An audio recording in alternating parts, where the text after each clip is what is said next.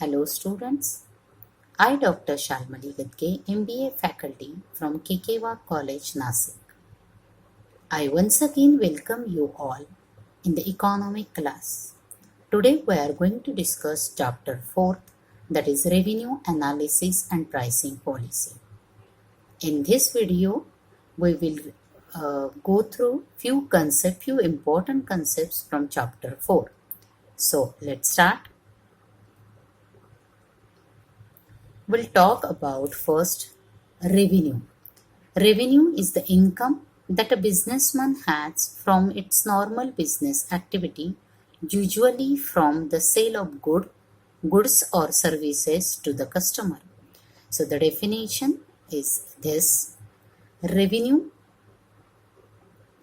is equal to price of goods multiplied by units sold. There are three types of revenue: total revenue, average revenue, marginal revenue. Total revenue of a firm is the total amount of sale of the firm. Average revenue is simply the revenue earned per unit of the output, and marginal revenue is change in the total revenue resulting from the sale of additional units of commodity. To understand these concepts, we will consider one example.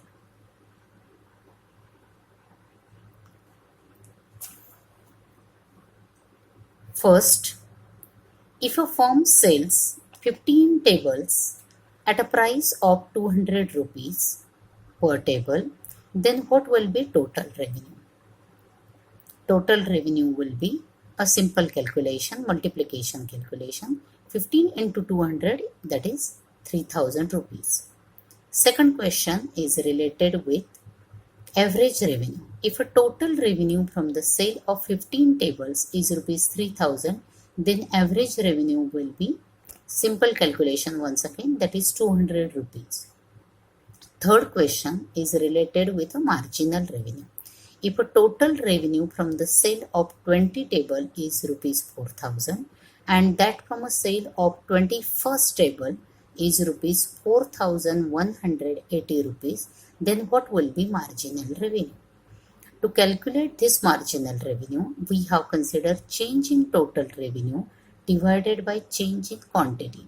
Here change in quantity is only one, that is from 20 tables to 21 table, and total revenue has been calculated 4180 rupees minus 4000 rupees, that is 180 rupees. So marginal revenue is 180.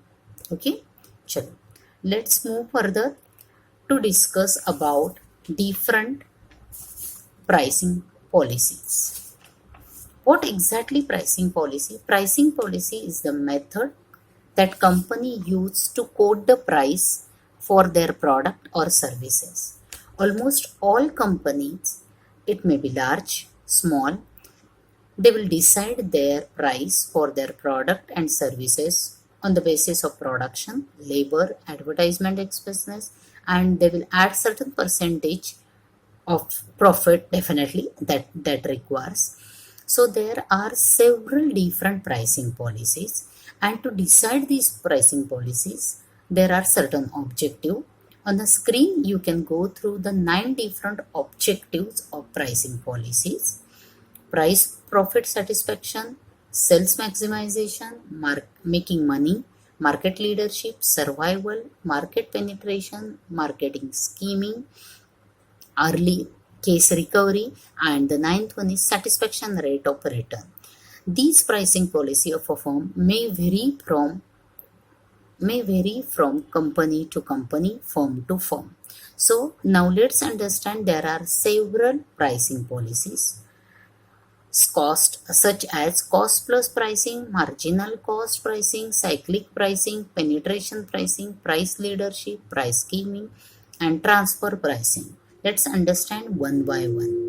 So first we'll talk about cost plus pricing. Cost plus pricing, in this method, profit is added to the cost of a product, then the sales of a price is finalized. Simple is, for any there are different components like labor, raw material, which is a direct material cost, direct labor cost, allocated overhead are used, but plus say 30% makeup or 30% profit is added. Then while calculating the amount, while calculating the selling cost, that will be considered. Okay, now let's understand second, that is penetration pricing policy. Penetration pricing policy is used by a company to attract the customer towards the new product or services. A simple example I have quoted here. A small cable distributor may set low price for its product and subsequently additional software product offers every month. Price skimming strategy: when there is a little product differentiation, demand is price elastic. Whether the product is suitable for mass market, then penetration pricing policy will be considered. Uh, Try to understand one thing: these are the different pricing policy used by company depending upon the different situation. Each method, each pricing policy has its own advantages and disadvantages. Let's talk about the next one, that is price scheming. This is another type of pricing strategy. This type of pricing company charges high price initially and gradually it will reduces. During this COVID situation, I'll give the example. OnePlus 8 mobile has been launched by China. So initial price will be definitely high, or you take any example. If you consider new software, new mobile, or any new product, white good, then the initial price is high. Then slowly it will be reduces. Again, price scheming strategy is useful in the following context: when high price does not attract competitor, high price is enough for prospective customer willing to buy a product at higher price. Again, it has own advantages. That's high price lead to high revenue generation for a company. Generally, it is easier to quote a high price in the initial period, and that will be suitable. But there is one more disadvantage, that very few people will buy the product. Chalo, let's move for the cyclic pricing, that is the next one. This is a method where company adopts appropriate pricing strategy at different stage of business cycle. There are four different type of business cycle, that is recession, depression, recovery, and prosperity. Depending upon the situation, they will quote the price. These pricing will be quoted on the basis of two different opinion: rigid pricing and flexible pricing. There is a disadvantage of flexible pricing, as the firm changes different price and it disturbs the customer and it distracts the customer. As for example, previously I'm paying lower price for the particular product or services. Now suddenly the price has been changed and it has been they are offering at higher prices, so I may consider another product which is available in the market. Okay, that is the same kind of features. Okay, now let's move for the fifth one, that is a marginal cost pricing. In this, fixed and variable cost is considered. Variable cost is the cost which varies according to the level of production, and fixed cost does not vary according to the level of production. Here, the marginal cost pricing is likely to be more appropriate where demand fluctuates considerably. For example, in travel industry, airline, hotel, resort, they need minimum number of seats or room filled, or the minimum number of people check-in to achieve the profit. When they are underbook, or the customers are not during this corona situation, lockdown is there, or certain other situations are there, they will not get the revenue, but they also they need to maintain few of the services, that is a maintenance cost, employee salary, and however to run the at the same time they need to run the business. So marginal cost pricing is quite easy method because it is implemented and calculation is simple, but it will help the demand when the demand is fluctuating. At the same time, they have a disadvantage. they have a disadvantage that pricing can create the lower price expectation. So now move on the second last slide, that is transfer pricing.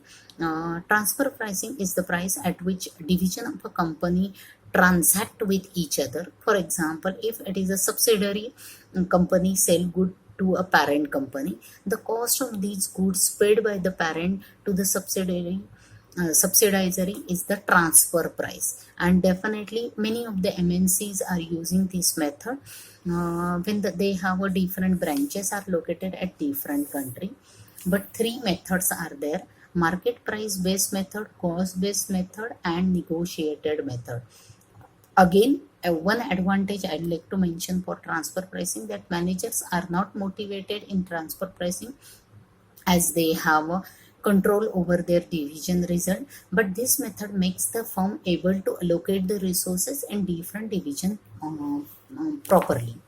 Now the last one which we'll consider, that is questions. First question is, explain the relationship between AR and MR, that is average revenue and marginal revenue. So what exactly the relationship between average revenue and marginal revenue? Is it possible? So I'll just mention that we have taken one example of average revenue and marginal revenue. Average revenue is calculated on the basis of total revenue divided by quantity of the commodity sold, and marginal revenue is change in the total revenue divided by change in the quantity. And these are the short notes which we have considered, 6 different short notes. These are the different pricing policies, different strategies of pricing policies. Thank you.